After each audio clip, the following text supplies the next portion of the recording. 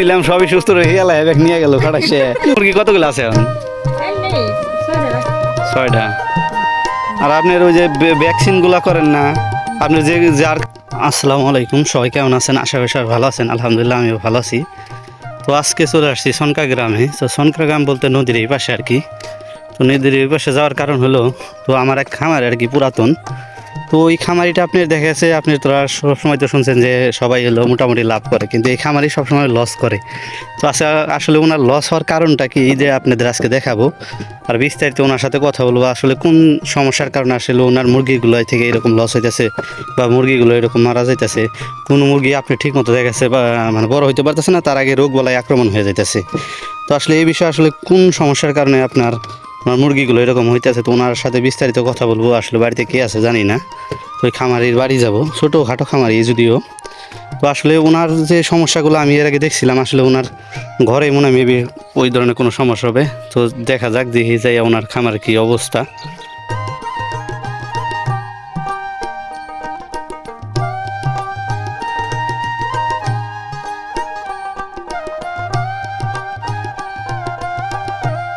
তো এটা হলো আপনার নাসির ভাইদের বাড়ি আর কি। তো নাসির ভাই আসলে দেশে নাই, উনি বিদেশে চলে গেছে। তো কিছুদিন ছিল, তখন আমার কাছ থেকে আর কি খাবারটা ওষুধ টষুধ আনতো, তখন মোটামুটি আপনার ভালোই ছিল। আজকে দেখি এরিয়া আপনার শিয়ালে ই করছেন এই যেগুলা শিয়ালে, এর জন্য ইট দিলে চারপাশে ভালো হবে। এই যে এই পাশে শিয়ালে মুরগি কি নিচে আসছিল, মুরগি নিয়ে গেছে।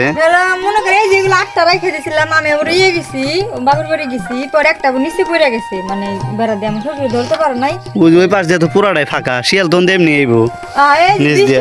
মনে হয়েছে এই দুই কয়েকদিন বৃষ্টি দিয়ে মনে হয়েছে যেমন খাঁচাইটা মুরগি নাই দেখে ঠিক। আর আপনার ওই যে ভ্যাকসিন গুলা করেন না, আপনি যে যার কাছ থেকে মুরগিগুলো আনেন, ওগুলো হলো ভ্যাকসিন হলো, কোনোগুলো হলো ভ্যাকসিন করা থাকে না। একটা কি দুইটা ভ্যাকসিন করে নাকি নাই করে? ভ্যাকসিন দিতে আমি সবগুলাই করছি। আর আপনার করা আর একজন খামারি যখন করবো, ওইটার বিষয়টা আলাদা।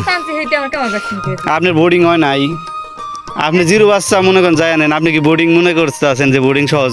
আপনি বোর্ডিংয়ে যদি বাচ্চা ভালো না হয়, তাহলে তো কোনো দিনই বাচ্চা ভালো হবে না। বোর্ডিং ঠিক মতো হলো। ভ্যাকসিন কয় দিনের দিন করছিলেন?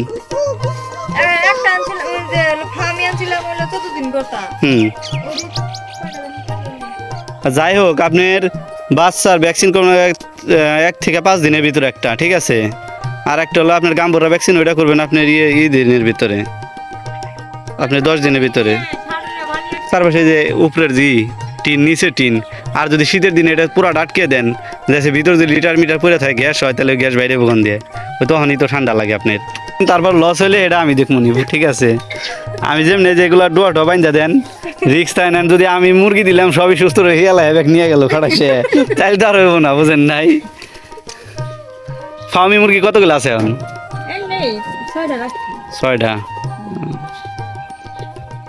তো আজকের মতো এ পর্যন্তই। সকলে ভালো থাকবেন, সুস্থ থাকবেন। আর যারা খামার করার চিন্তা ভাবনা করতেছেন যে ছোটোখাটো একটা খামার করবেন, যাই করেন, তো আসলে খামার করার আগে অবশ্যই ঘরটা যেন পরিবেশ বান্ধব হয়, মুরগির জন্য ভালো পরিবেশ হয়, এই চিন্তা ভাবনা করে আর কি খামারের ঘরটা করবেন আর কি। মুরগির ঘরটা বা ছাগলের বা গরুর যেটাই করেন, আগে পরিকল্পনা অনুযায়ী করবেন। তো আজকের মতো এ পর্যন্তই। সকলে ভালো থাকবেন, সুস্থ থাকবেন। আসসালামু আলাইকুম।